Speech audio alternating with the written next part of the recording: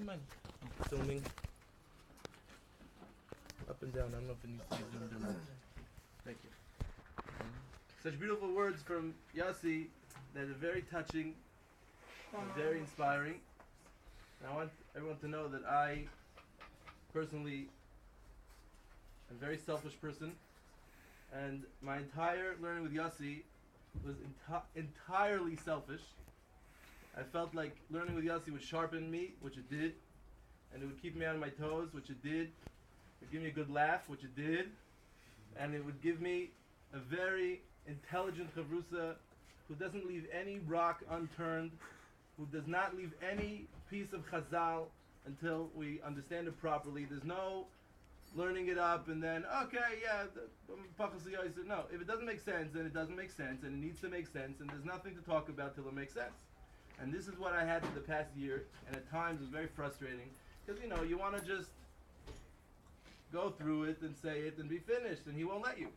He said, no, it's a kasha, it doesn't make sense, you can't say such a thing. So, it kept me on my toes, and it kept me sharp, and I did it for myself entirely, and Baruch Hashem, I got what I wanted, and I'm sure Yossi enjoyed it a little bit also. It sounds like Yossi enjoyed it a little bit also. Sounds like Yossi got something from it too. Baruch Hashem. So it was Nana, it was at least like Chassid. Now Lemaisa, this Nesefta that we learned that Le'ilui nishmas Bahia Zlata Bas Shmuel, who was a young lady in Miami, 35 years old, passed away from Machala, left behind a husband and children, somebody that my family knows personally, grew up together in Miami, and her family is very close to me, her brothers. We were in school together, high school together, we learned together, played basketball together, we had our childhood together, and she is no longer with us, but Lamaisa, I have a few words to say about her, and something that maybe we can really take from and grow from, because it's really nageya to all of us pretty much all the time.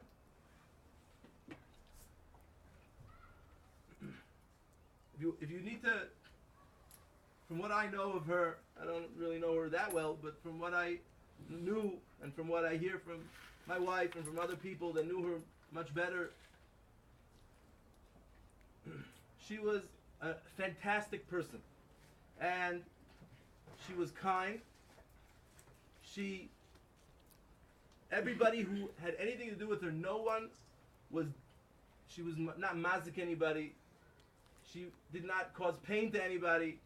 She had a smile on her face and was sweet and kind to people all the time. And that is something which is absolutely amazing. And if you'll ask, amazing? What's so amazing? It's nice, but that's, you say she was nice. No, but I'm saying she was an amazing person. She was an amazing person. And what's so amazing about that? It's l'chayra, it's nice, but amazing. The answer is yeah, it's amazing. But really the question is, more than just, is it nice or is it amazing? Is it very nice or just a little bit nice? The question is much more than that. Hooray! What's so amazing about the person? What did she do already? What did she do in this world that left an impact that no one else did? What did she do what chiddush did she make? What did she invent? Where was her uniqueness? She was nice. She didn't mazik anybody. She didn't mitzayir anybody. That's an amazing thing, to go through life and not be mitzayir anybody. And people said that they not just know her for years, but they were in constant contact with her for 20 years, 15 years. People that were in her class, the whole elementary school and high school, said that they never were hurt by her. That's an amazing thing. And people can't say that about me, that's for sure. I don't know if they can say about any of us, but this is what they say about her. The whole time they were in elementary school and high school, never were they had any tsar from her.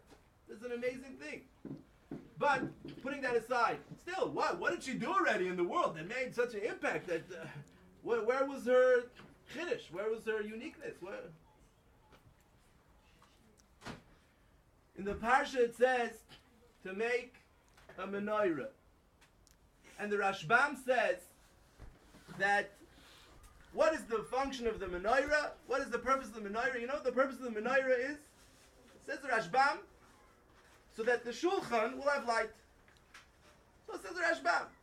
That is the entire purpose of the menorah, according to the Rashbam. And he's medayik from Psukim. He's medayik from Psukim. The pasuk in Ba'alaischa says that the menorah should be lit and the light should face el mul pnei ha-menorah. What do those words mean? So all the Rishonim explain what those words. Says the Rashbam, the simplest pshat is that the lights of the menorah should face and cause light to that which is opposite the menorah. They should enlighten the area which is el mul pnei ha-menorah, the area which is opposite the menorah, which is the shulchan. He's medayik that that's the pshat in the pasuk. And the pasuk in this week's parsha also, he says that the pshat in the pasuk is, don't remember which pasuk in this week's parsha, but it's medayik also in this week's parsha pasuk also, is that the pshat, that's what the function of the menorah is. Now, it's very funny. The menorah had to be entirely gold. It's a little bit funny that something which its entire function is so that you'll be able to see something else. Well, who cares what that thing is made out of, right? I mean, okay, yeah, people like their light fixtures to be nice, but if you go to a theater, Khalila, or if you go to a theater where they show shiurim, yeah, or whatever, if you go to a presentation where there's a stage and there's lights, the actual light fixtures, no one cares what the light fixtures look like. The main thing is they should throw light on the stage. Who cares what the light fixture looks like? Yeah? Right. And for sure, if you're a place where there's only men, like the Mishkan or the Beis Mikdash, so then for sure, who cares what the light fixture looks like? If the whole function of the light fixture is to make light for the shulchan, so that, no, the whole thing has to have solid gold menorah. What a waste of gold. The whole point of the thing is that you should see the shulchan. Who cares about the menorah itself? Not just that, there's all these dinim. The menorah has to be miksha, which means it has to be all one solid piece. You can't attach parts. It has to be made of one original solid piece. And you have to, in the lighting, there's all sorts of dinim. Who cares? The whole function, according to Rashbam, is that it should give light to a shulchan. So there should be total irrelevant how you light it and what it looks like. The point is that there should be light there by the shulchan. So who cares? But yet, there's dinim upon dinim and halachas, and it has to be like this, and gold, a waste of money, unbelievable. Yeah? So what's the pshat? Yeah. And there's another din also, which needs to be understood, that when you light the menorah, you have to light it to the extent that the flame is already burning on its own. It's not just there because you are bringing fire to it, but now it's already a lively flame in and of itself. That also needs to be understood. Among the other halachas, who cares? If the whole point is to give light over there, who cares what happens exactly over here? Lamaisa in Bereshis, it says that there's a sun and a moon. And the Torah says that the sun is a Ma'or HaGadol and the moon is a Ma'or HaKatan. And everybody knows, or we think we know, till they prove it wrong, but in the meantime, everybody knows that the moon does not have its own light, right? It merely reflects the light of the sun. So be'etzem, it is not a light. It's a mirror. Nobody calls a mirror a light, even though if you shine a light on a mirror, it reflects light. That's all the moon does. Nevertheless, the Torah calls the moon a ma'ar, a light. So they say, rightly so, that even though all the moon does is shows the light of the sun, but that's the job of the moon right now, is to show the light of the sun. And it does a good job of giving light. And Lamaisa, it gives light. It doesn't give darkness. It doesn't give evil. It might not be the same koyach, and it might not be, but that's what it does.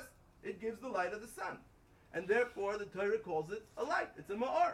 Because in the end of the day, it's doing its job, and it's doing the right job, and it's doing something good, and it's giving light. And it's a ma'ar for that reason. It has the maila of being called a ma'ar.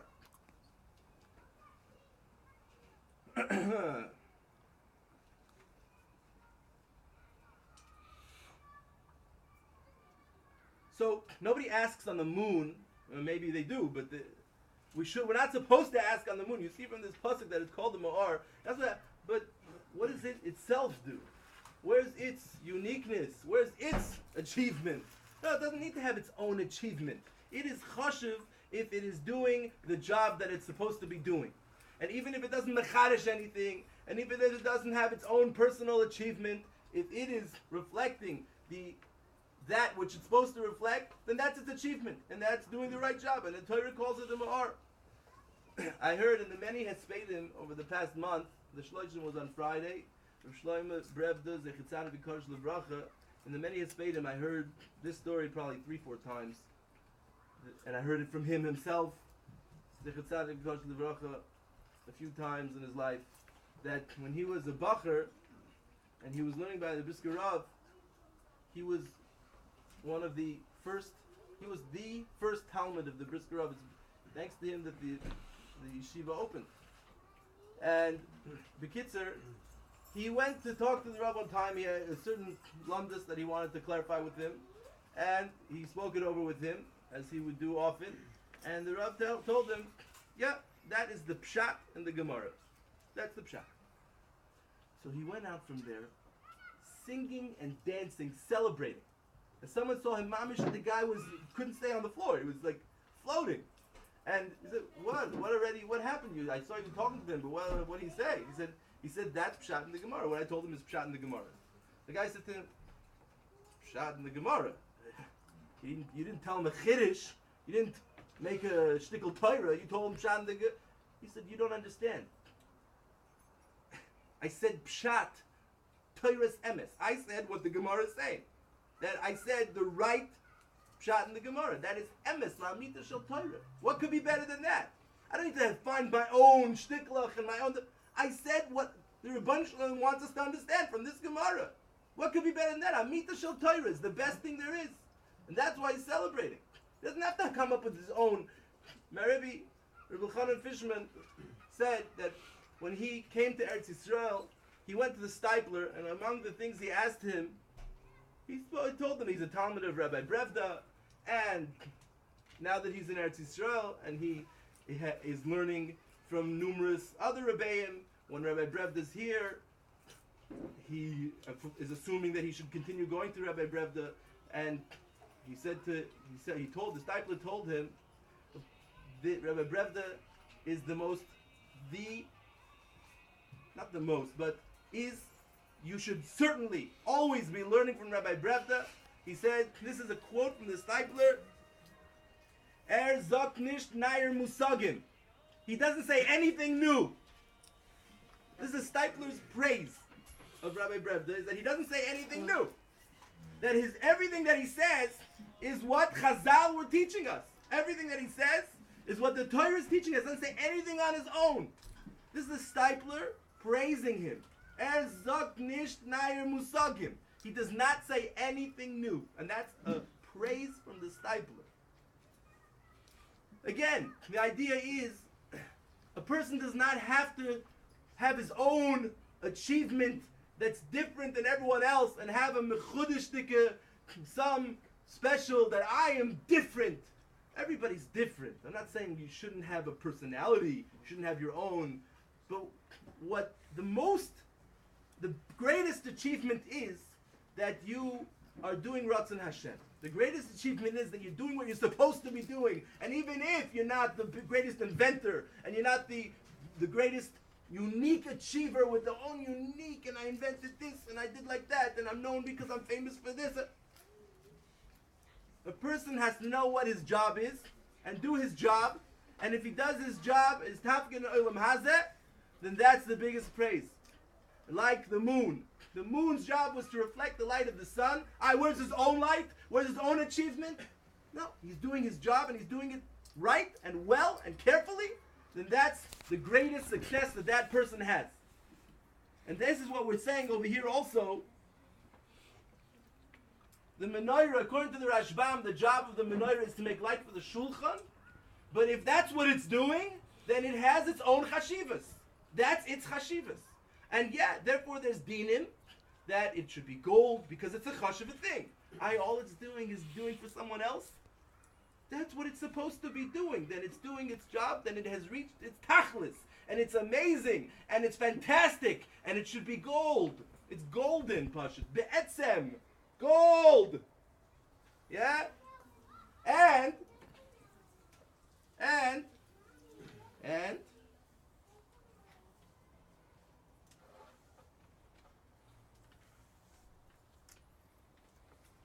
the din miksha, that it has to be one single piece, no attachments. Not means that's a word in unity, meaning its entire essence is one. It's not working for the shulchan, but it always is trying to make its own unique achievement. No, entirely. It's entirely doing its tafkid. It's entirely doing its tafkid, even if the tafkid is to serve the Rebbeinu Shalom and not serve myself and not make a name for myself and not make a reputation for myself. And yeah, that's right. Entirely for the job that it's supposed to be doing. Entirely. Miksha means the whole thing is one chefza, and when part of it is helping the shulchan, then it means the whole thing is helping the shulchan because it's one unit. And you'll say, but when am I going to take care of myself and make my own achievement and become special and unique, and I want people to know that I'm a chashiva guy? Again, your chashivas comes from serving the tachlis which you were created for, which of course is serving the Rebbeinu Shalom. And what's going to be an amma? No, that is the whole chashivas. And the Rebbeinu Shalom promises us, like the menorah, that there's dinim in the menorah, that hooray, the menorah, Chazal tell us, was made by itself. Moshe Rabbeinu was too hard, couldn't figure out how to do it. The Kosh Baruch Hu told him to throw the gold into the fire, and he threw the gold into the fire, and by itself it came out. That means the Rebbeinu Shalom tells us, listen, if you do what you're supposed to do, I will take care of making you into what you need to become. If you do your Taryag mitzvahs, and you shtag, and you learn, and you Oved Hashem carefully, and you do what you're supposed to do, what's gonna become of me in my own way? Because Baruch Hu will make you into what you need to become if you do what you're supposed to be doing. And ultimately, like you need to light it to the point that it lights itself. A person who does his tafkid, even if it's selfless, not to build himself up, but to give to the Rebbeinu Shalom, like the menorah was entirely giving to the shulchan, there's a din that the flame has to be its own flame, that it's going by itself. The Rebbeinu Shalom will give us some, whatever it is, our own identity as a Oved Hashem. And we're not just going to be no identity, I'm just like everyone else. No. If you're doing your tafkid the way the Rebbeinu Shalom expects of you, and you're serving the Rebbeinu Shalom selflessly, you're not trying to build yourself up, you're trying to give purely to the Rebbeinu Shalom, the Rebbeinu Shalom will build you up into what you need to become. That's the idea here. And I just want to say about Becky Saka, that was her name, that this is the godless. The godless of the person is that she wasn't trying to do any fantastic overturning, any major. She was doing what she was supposed to do, and she knew that this is the way to be. The way to be is to never be mazik a person, never to be mitzayir a person, to smile at people and to be helpful and to take care of people and never to hurt anybody. A person who never mazik anybody and never yells at anybody and never makes a whole ruckus with anybody and is just nice.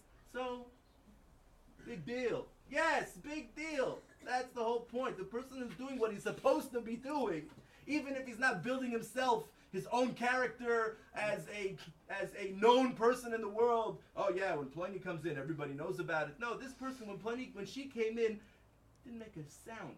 But everybody enjoyed her presence for 35 years in the world. Everybody enjoyed her existence. Everybody was nana from her, never heard from her. And this is what we should aspire to be. A person who does his tafkid for doing the right thing and not for trying to build up his reputation, v'chule, v'chule, v'chule. And I just want to say that in learning with Yossi for the year, many, many, many times we would be learning a certain something, and I would try to build it into, a whole, maybe we could say a shir out of this, and maybe we can, and Yossi would say, listen, this is the Chazal, this is the Pshat, the kasha isn't anymore a kasha because we already know what the real pshat is, and then finished. This is Yossi 500 times over the past year, right? There's like, I'm like all impressed with the whole binyan, and he like pops it, and because this is what the Gemara is saying.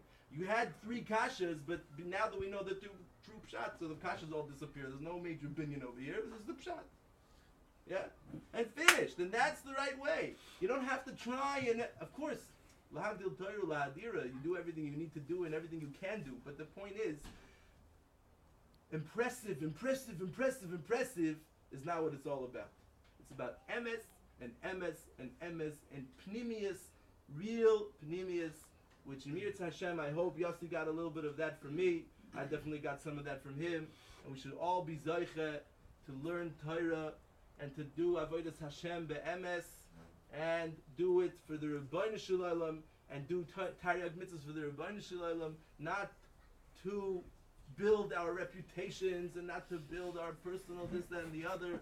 Be'ez Hashem, it should be a schus for the Nifteres and a schus for all of us. Okay, you end this because I don't want to delete it by accident.